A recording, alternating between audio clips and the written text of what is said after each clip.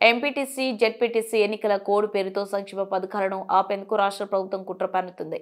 హామీ ఇచ్చిన పథకాలని అమలు చేశాకే రాష్ట్ర ప్రభుత్వం స్థానిక సంస్థల ఎన్నికలకు వెళ్లాలి అని మాజీ మంత్రి హరీష్ రావు స్పష్టం చేశారు.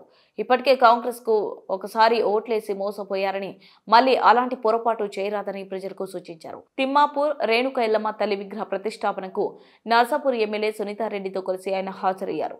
ఈ సందర్భంగా విలేకరులతో హరీష్ రావు మాట్లాడుతూ, రేవంత్ రెడ్డి చెప్పే మాయమాటలు నమ్మరాదు. రాజ్యాంగంపై ప్రమాణం చేసిన సీఎం మాట తప్పారు. రైతు భరోసా డబ్బులు ఖాతాలో పడతాయని జనవరి 26న అన్నదాతలు రాత్రంతా ఎదురు చూసిన సెల్ ఫోన్లలో టకీ టకీ శబ్దం అనేది రాలేదు. కేసీఆర్ 10 ఏళ్లలో తెలంగాణ గ్రామీణ ఆర్థిక వ్యవస్థను బలోపేతం చేశారు. వివిధ రకాల వృత్తులను ప్రోత్సహించారు. కాంగ్రెస్ మాత్రం ఉన్న పథకాలను పూర్తిగా బంద్ చేసింది. వారి మోసాలను గుర్తించి ఎన్నికల్లో తగిన గుణపాఠం చెప్పాలి అని ప్రజలకు పిలుపునిచ్చారు. ఎక్కడ ఏ బ్యాంకుకు వెళ్ళి అప్పు పెట్టినా నువ్వు బిల్డరు, నీకు అప్పు ఇవ్వమన్నారట. ఒకప్పుడు బిల్డర్ అంటే లైన్లు కట్టి క్యూలు కట్టి అప్పులు ఇచ్చిన బ్యాంకులు 14 నెలల కాంగ్రెస్ ప్రభుత్వ పరిపాలన పుణ్యమాని బిల్డర్ అంటే అప్పు పుట్టని పరిస్థితి వచ్చింది. భార్య పేరు మీద లోన్ ట్రై చేశారట. పాపం కో అప్లికెంట్గా భర్త పేరుంటే నీ భర్త బిల్డరు, నీకు లోన్ ఇయ్యము అన్నారట. ఈ 13 నెలల కాంగ్రెస్ పాలనలో ఒక్క అపార్ట్మెంట్ కూడా అమ్ముడుపోక, బ్యాంకులకు పోతే అప్పు రాక, ఇంకా దిక్కుతోచని పరిస్థితుల్లో పాపం ఆత్మస్థైర్యం కోల్పోయి వేణుగోపాల్ రెడ్డి ఆత్మహత్య చేసుకున్నాడు. నిజంగా యువ బిల్డర్, ఇప్పుడిప్పుడే పైకి వస్తా ఉన్నాడు. 39 సంవత్సరాల వయసు. పాపం 5 సంవత్సరాల చిన్న పాప, పసిపాప ఉంది ఆయనకు. ఆ అమ్మాయి రాత్రంతా నాన్న నాన్న అని నిద్రలో ఏడుస్తూ ఉంది అని ఆ తల్లి రోధిస్తూ ఉంటే హృదయం ద్రవించిపోతా ఉంది.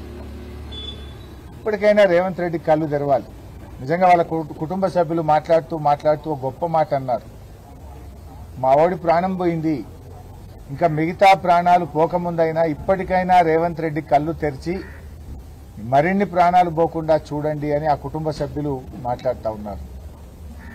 ఇవాళ రాష్ట్రంలో ఏమైపోయిందంటే 14 నెలల కాంగ్రెస్ పాలనలో రైతుల ఆత్మహత్యలు, చేనేత కార్మికుల ఆత్మహత్యలు, ఆటో డ్రైవర్ల ఆత్మహత్యలు, చివరికి బిల్డర్లు కూడా ఆత్మహత్యలు చేసుకునే పరిస్థితి వచ్చింది. 10 ఏళ్ల బీఆర్ఎస్ పాలనలో నిర్మాణ రంగానికి మన రాష్ట్రం, మన హైదరాబాద్ స్వర్గధామంగా ఉండే. రియల్ ఎస్టేట్ రంగం అద్భుతంగా 10 ఏళ్లు వృద్ధిలో నడిచింది. లక్షలాది మంది దాని మీద బ్రతికారు. కానీ కాంగ్రెస్ పాలనలో అనాలోచిత నిర్ణయాలు. ఒకసారి ఎప్పుడో ప్రెస్ మీట్లో మాట్లాడుతూ ఉంటే రేవంత్ రెడ్డి గారు, నేను రియల్ ఎస్టేట్ నుంచి వచ్చినా నాకే రియల్ ఎస్టేట్ గురించి చెప్తావా అని ఉల్టా దబాయించాడు. కానీ ఏమైపోయింది ఇవాళ రియల్ ఎస్టేట్ రంగం? ఇప్పటికైనా రేవంత్ రెడ్డి గారు బేషిజాలకు పోకుండా ఈ హైడ్రా దుకాణాలు బంద్ చేయండి. వాళ్ళ ఆయన భార్య చెప్తా ఉంది, హైడ్రా వల్లనే ఎవరొచ్చి ఫ్లాట్లు చూడడము, వెళ్ళిపోవడం. వాస్తవానికి ఆయన నిర్మిస్తున్నటువంటి అపార్ట్మెంట్లో హైడ్రా సమస్య కానీ ఎటువంటి ఇబ్బంది లేదు. కానీ ప్రజలు భయభ్రాంతి